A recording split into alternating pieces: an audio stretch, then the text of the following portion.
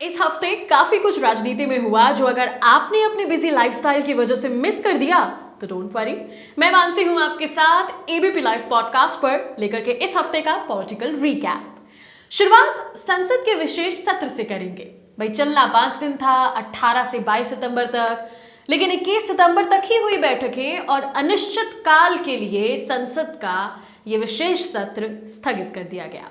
बहुत बातें हो रही थी कि आखिर क्यों बुलाया गया संसद का ये विशेष सत्र। काफी कुछ पहले से ही अटकलें लगी हुई थी इसके एजेंडे को लेकर। तो आखिर क्या क्या हुआ संसद के विशेष सत्र में, डेट वाइज डे वाइज आपको बताते हैं। संसद के स्पेशल सेशन के पहले दिन की कार्यवाही संसद के पुराने भवन में हुई। पीएम नरेंद्र मोदी ने पुराने भवन में 50 मिनट की आखिरी स्पीच दी। इस दौरान उन्होंने पूर्व प्रधानमंत्रियों को याद किया और ये कहा कि ये वो सदन है जहां पंडित जवाहरलाल नेहरू का स्ट्रोक ऑफ मिडनाइट की गूंज हम सबको इंस्पायर करती है। इंदिरा गांधी की लीडरशिप में बांग्लादेश के मुक्ति संग्राम का आंदोलन भी इसी सदन ने देखा था। उन्होंने ये भी कहा कि सदन ने कैश फॉर वोट और 370 को भी हटते देखा है। One nation one tax, GST, one rank one pension, गरीबों के लिए 10% आरक्षण भी इसी सदन ने दिया।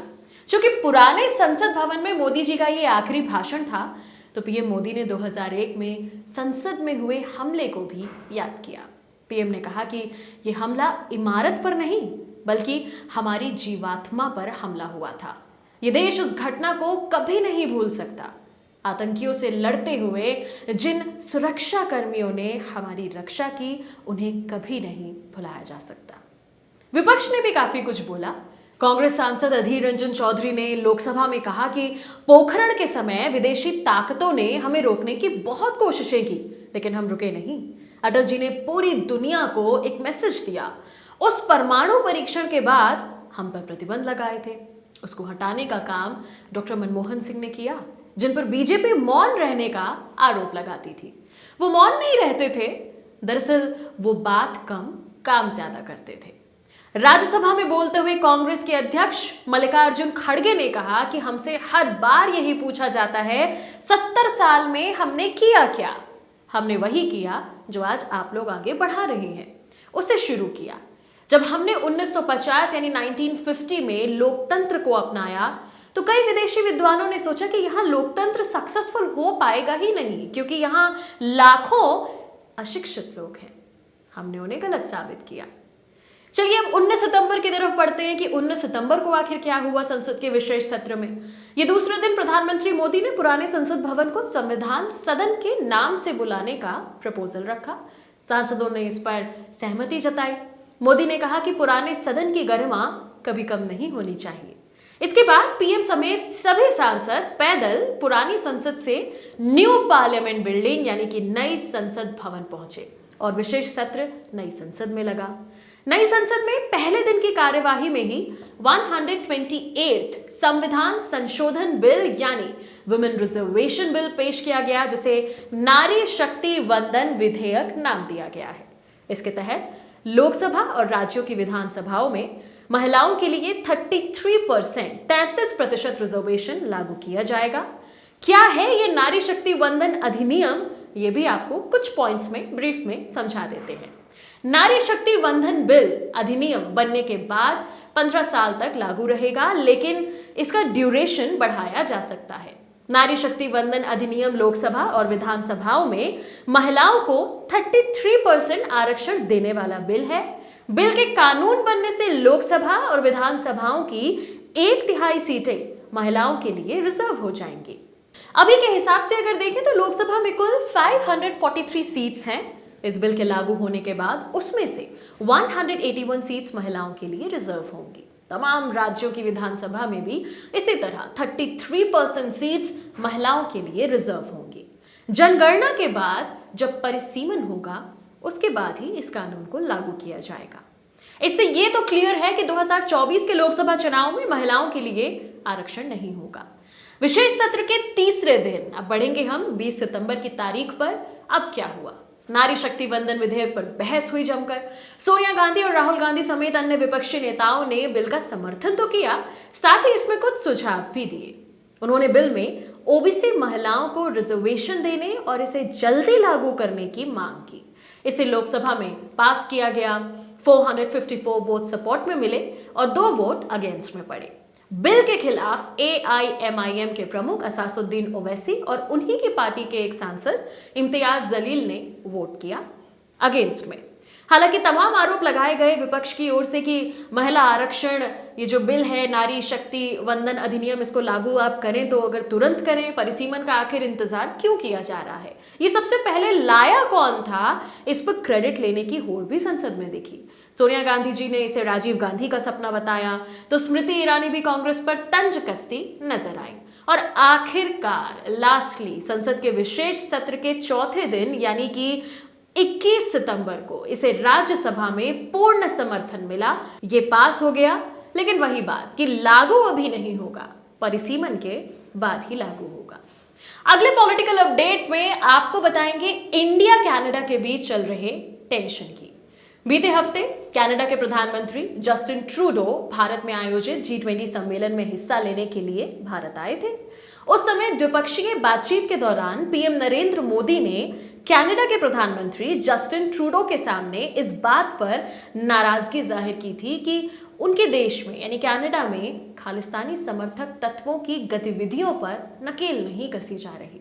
लेकिन जैसे ही प्राइम मिनिस्टर कनाडा के कनाडा लौटकर उन्होंने संसद में सिख नेता हरदीप सिंह निज्जर की हत्या को लेकर बेतुका बयान तो दिया ही दिया, इसके साथ ही इन्होंने भारत पर उसकी हत्या का आरोप लगाया। विदेश मंत्री मेलेनी जोली ने शीर्ष भारतीय राजनयिक पवन कुमार राय को निकालने का ऐलान कर दिया।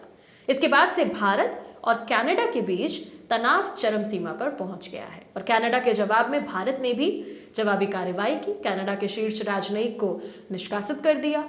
भारत ने कनाडा पर बार बार अपनी धरती पर खालिस्तान आंदोलन का समर्थन करने का आरोप लगाया है, जो भारत में प्रतिबंधित है। कनाडा के प्रधानमंत्री जस्टिन ट्रूडो ने संसद में कहा कि कनाडाई नागरिक हरदीप सिंह निज्जर की हत्या में भारत के एजेंट्स का हाथ हो सकता है। इतना ही नहीं, भारत पर आरोप लगाने के बाद कनाडा ने ओटावा में मौजूद भारत के एक टॉप डिप्लोमेट को देश छोड़कर जाने का ऑर्डर दे दिया। यहीं से कंट्रोवर्सी यानी विवाद की शुरुआत हुई। खालिस्तान मुद्दे पर कनाडा को करारा जवाब देते हुए भारत ने भी उसके डिप्लोमेट कैमरून मैके को निष्कासित करते हुए 5 दिन के अंदर देश छोड़ने के लिए कह दिया। इसके बाद कनाडा ने भारत आने वाले अपने नागरिकों के लिए एक एडवाइजरी भी जारी कर दी। इसमें कहा गया है कि सुरक्षा हालातों की वजह से केंद्र शासित प्रदेश जम्मू कश्मीर की यात्रा से आप बचें। इसके साथ ही मणिपुर में क्योंकि तनाव चल रहा है तो यहाँ की यात्रा से भी आप बचें। उन्होंने कहा कि वहां आतंकवाद, उग्रवाद, नागरिक अशांति और अपहरण का खतरा है। इसी के साथ भारत ने कनाडा के लोगों के लिए वीजा सर्विस सस्पेंड कर दी। अगले आदेश तक ये सर्विसेज सस्पेंड ही रहेंगी। चलिए अब आपको बताते हैं कि आखिर कौन था हरदीप सिंह निज्जर। आइए जानते हैं। दरअसल हरदीप सिंह निज्जर जलंधर के भार सिंहपुरा गांव का रहने वाला था। 1996 यानी 1996 में वो कनाडा चला गया था। कनाडा पहुंचने पर निज्जर ने एक प्लम्बर के तौर पर अपने करियर की वहां शुरुआत की। धीरे धीरे वो वहां खालिस्तानी गतिविधियों में शामिल हो गया। भारत की राष्ट्रीय जांच एजेंसी ने 40 मोस्ट वांटेड टेररिस्ट आतंकियों की जो लिस्ट जारी की थी उसमें निज्जर का नाम था। एनआईए निज्जर पर 10 लाख रुपए का इनाम घोषित कर चुकी थी। हरदीप सिंह निज्जर की 18 जून 2023 को कनाडा में गोलियां मारकर हत्या कर दी गई थी। साल 2013-14 में उसने पाकिस्तान की भी यात्रा की थी। इस यात्रा का पूरा खर्च पाकिस्तानी खुफिया एजेंसी आईएसआई ने उठाया था और इसीलिए कहा जाता है कि खालिस्तान को आईएसआई का सपोर्ट है। उधर मीडिया रिपोर्ट्स की माने तो ट्रूडो ऐसा इंटरनल पॉलिटिक्स के चलते कर रहे हैं। ट्रूडो सरकार को समर्थन करने वाले कई सिख नेता खालिस्तान समर्थक हैं, इसीलिए राजनीतिक मजबूरी के चलते वो ऐसा करने को मजबूर हुए हैं। ट्रूडो की लिबरल पार्टी ऑफ कनाडा को सरकार बनाने के लिए एनडीपी का सपोर्ट लेना पड़ा।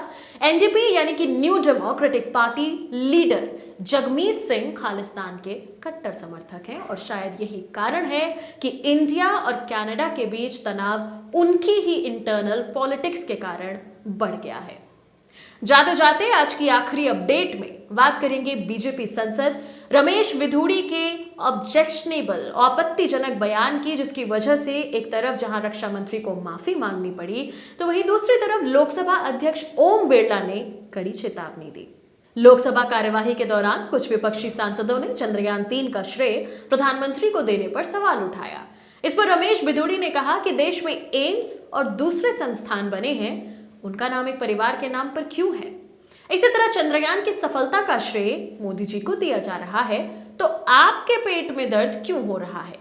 इस दौरान बसपा सांसद दानिश अली बीच में टोका टोकी कर रहे थे। इसके बाद रमेश बिधूड़ी ने उनके लिए आपत्तिजनक शब्दों का इस्तेमाल किया। उनके शब्द लोकसभा के रिकॉर्ड से फिलहाल तो हटा दिए गए हैं।